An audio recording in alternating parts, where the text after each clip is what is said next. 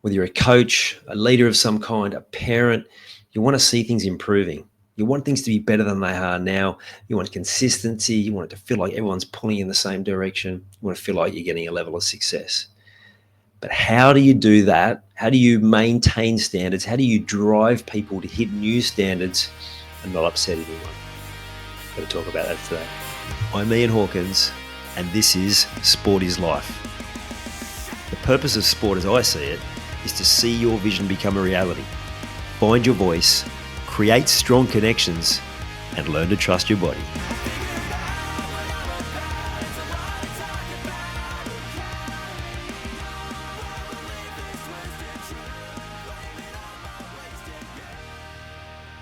One of the things I love to be able to do is to give back to my local community club. It's a place I played most of my junior football. It's a place that I played a heap of football as an adult as well. I've done so much coaching.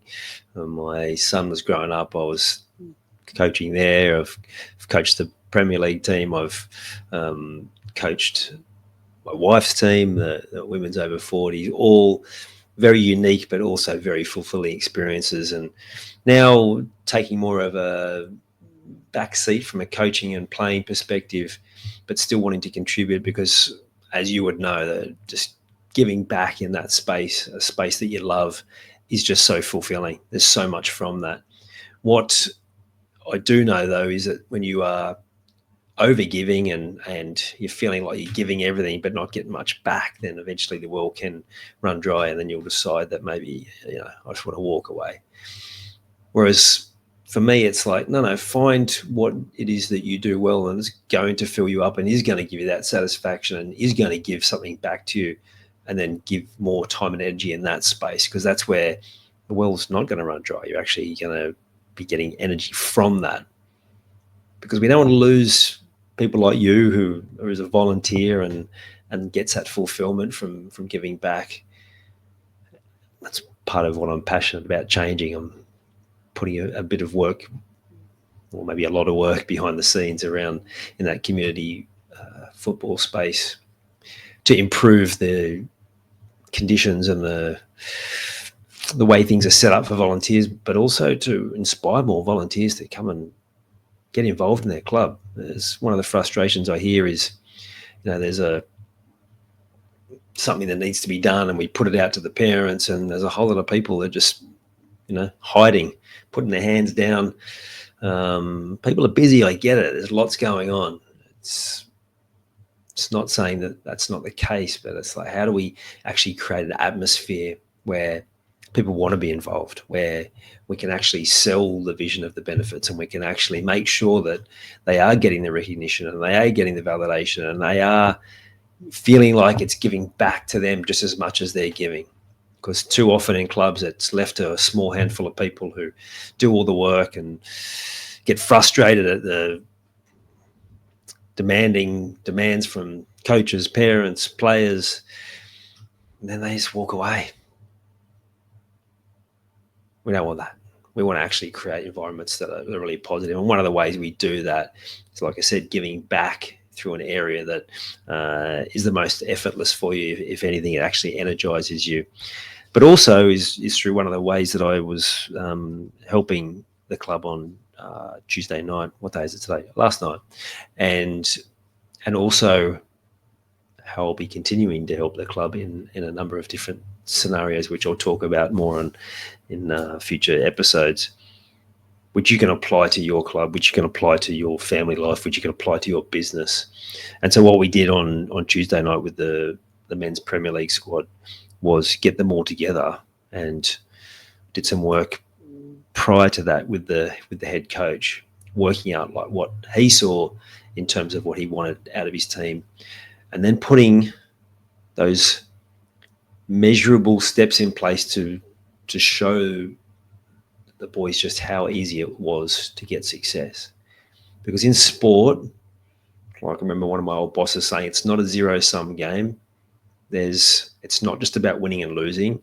There's so many other ways to measure success, and if you can put those things in place, then you're going to give yourself the best possible season. The reality is you can't have 10 winners or 8 winners, depending on how many teams in your comp. There can only be one winner at the end. And on each game day, there's either going to be a winner and a loser, or there's going to be a draw. But more often than not, one team's walking away dissatisfied if they're only marking success on the game final result. The reality is you're going to lose. You're going to draw. You're going to have disappointing games. Even if you win, but win poorly, you're going to walk away a bit disappointed with the performance. And sometimes you can win really ugly, but you still win, but you walk away somewhat disappointed because of the performance. And then maybe there's sometimes where you play the other team off the park, but you didn't get the result. That just happens in football. Again, walk away disappointed. The disappointment's fine, but if you allow that to dictate whether you feel successful or not, whether the team feels successful, whether you're heading in the right direction, then you're shooting in the wrong direction.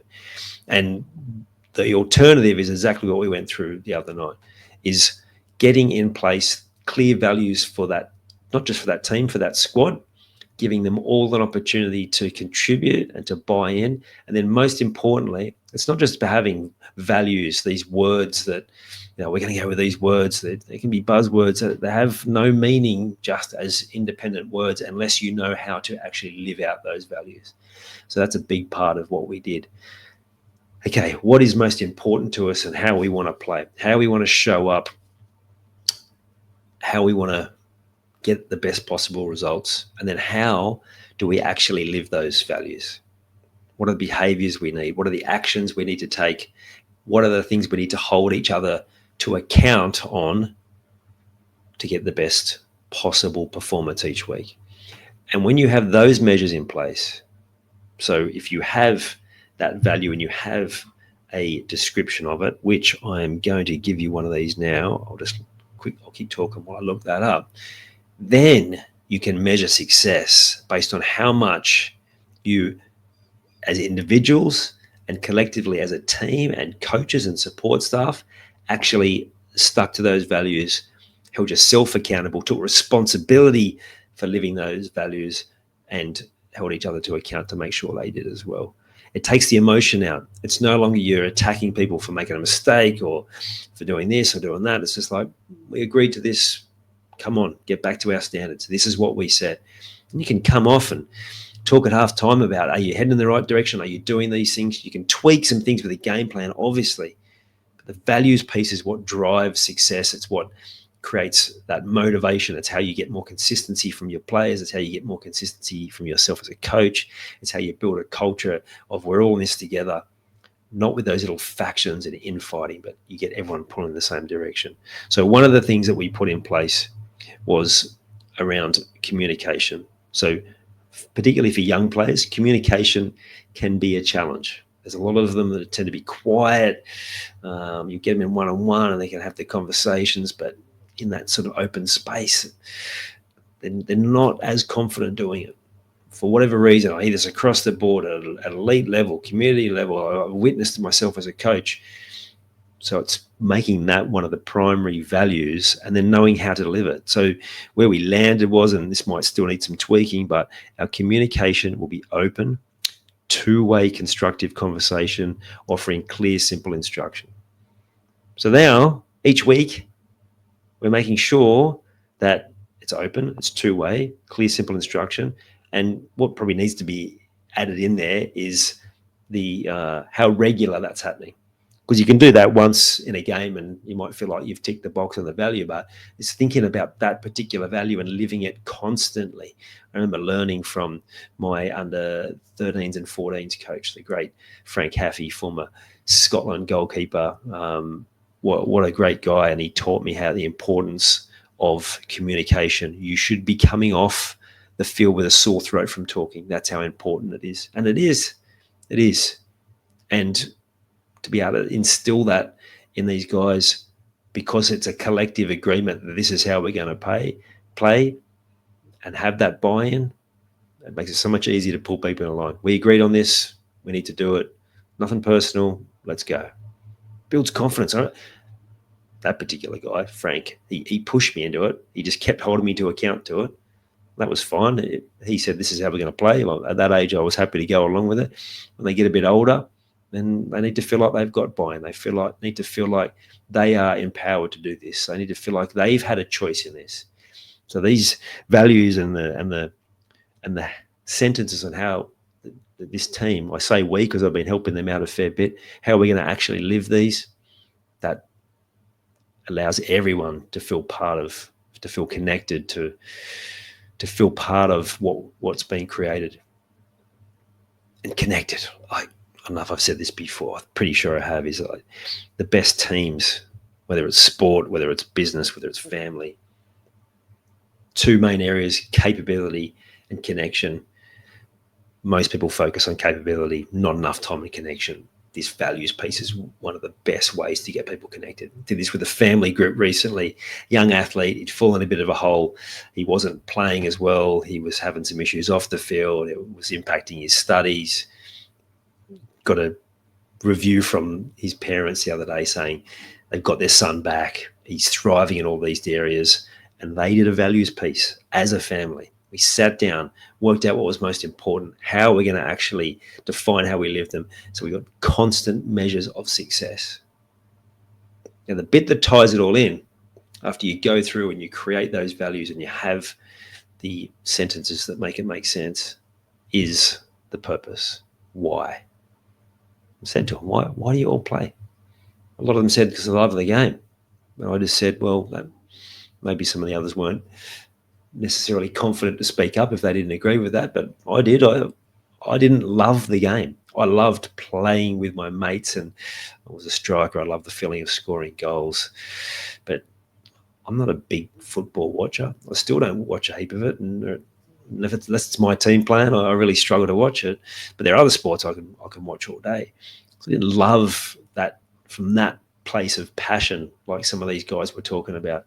So what else? What other purpose do we have? Well, it's about being part of something together, having that connection, but also being a role model, being able to have a positive impact on the community, which these guys who are the role models for the young players in a lot of ways, that's their opportunity.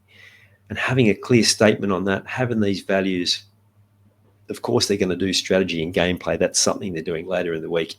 And they're going to have goals of how they want to finish.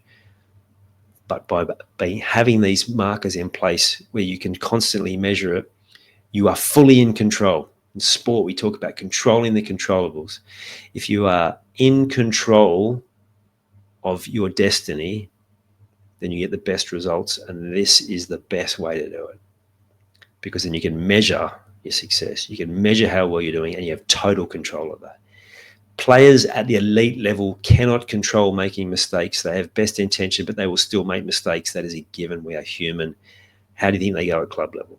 And yet, what do you hear most coaches, parents yelling out, why did you do that? You should have done this. You need to pass straighter. You need to control the ball. You think they're not trying that?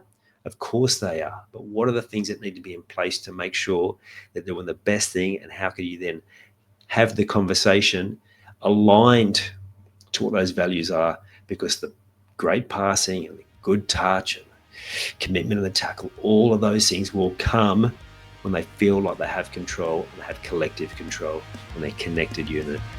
Absolute game changer. You've taken the time to listen to this whole episode. Now it's time to take action. Commit to one thing you've learned today and make it happen. And to avoid any obstructions, join the Sport is Life movement by clicking on the link in the show notes.